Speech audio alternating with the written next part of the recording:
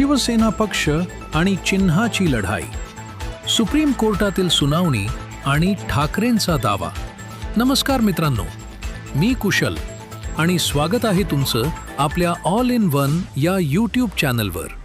महाराष्ट्राच्या राजकारणात गेल्या काही वर्षांपासून गाजत असलेला शिवसेना पक्ष आणि धनुष्यबाण चिन्हाचा वाद आता अखेर अंतिम टप्प्यात येऊन पोहोचला आहे.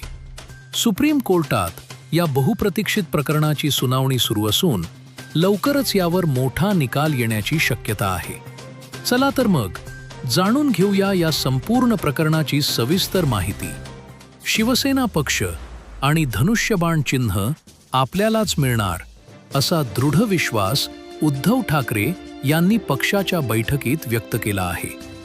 जर धनुष्यबाण हे चिन्ह मिळाले नाही तर ते चिन्ह गोठवले जाईल असा स्पष्ट इशारा त्यांनी पदाधिकाऱ्यांना दिला आहे. सध्याचा काळ पक्षवाढीसाठी अनुकूल असल्याचे सांगत पदाधिकाऱ्यांनी 2029च्या लोकसभा आणि विधानसभा निवडणुकांच्या तयारीला लागावे आणि जास्तीत जास्त कार्यकर्ते जोडावेत असे निर्देश उद्धव ठाकरेंनी दिले आहेत. सुप्रीम कोर्टात 30 जुलै रोजी झालेल्या सुनावणीत ठाकरे गटाचे वकील कपिल सिब्बल यांनी जोरदार बाजू मांडली. 2013 मध्ये उद्धव ठाकरे यांची शिवसेनेचे पक्षप्रमुख म्हणून नियुक्ती झाली होती आणि 2018 मध्ये रीतसर पक्षांतर्गत निवडणुका पार पडल्या याचे पुरावे कोर्टात सादर करण्यात आले. 2012 मध्ये खुद्द उद्धव ठाकरेंनीच एकनाथ शिंदेंची गटप्रमुखपदी नियुक्ती केली होती. त्यामुळे विधिमंडळातील बहुमतापेक्षा मूळ राजकीय संघटना कोणाकडे आहे याला कायद्यात जास्त महत्त्व असते असा युक्तिवाद करण्यात आला.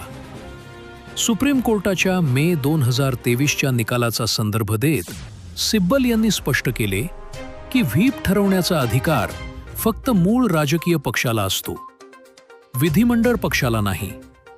2018 मधील पक्षाची दुरुस्त केलेली घटना निवडणूक आयोगाकडे पाठवली होती, पण आयोगाने ती मान्य न करता केवळ विधिमंडळ पक्षाच्या संख्याबळावर शिंदे गटाला नाव आणि चिन्ह दिले. हा ठाकरेंचा मुख्य आक्षेप आहे.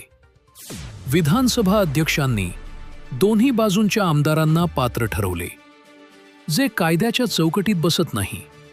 कारण पक्षाच्या आदेशाविरुद्ध जाणाऱ्यांना अपात्र ठरवणे गरजेचे होते.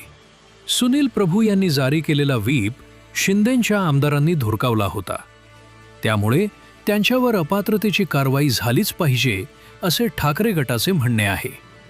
4 ऑगस्ट रोजी ठाकरेंच्या वकिलांनी मांडलेल्या युक्तिवादाला शिंदेंचे वकील कसे उत्तर देणार आणि सुप्रीम कोर्ट खरी शिवसेना कुणाला मानणार याकडे संपूर्ण महाराष्ट्राचे लक्ष लागले आहे. तुम्हाला काय वाटतं, या कायदेशीर लढाईत नक्की बाजी कोण मारणार?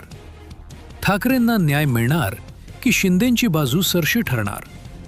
आम्हाला कमेंट करून नक्की सांगा. आणि अशाच ताज्या व महत्त्वाची अपडेटसाठी आपल्या ऑल इन वन यूट्यूब चॅनलला लाईक, शेअर आणि सबस्क्राईब करायला विसरू नका. धन्यवाद.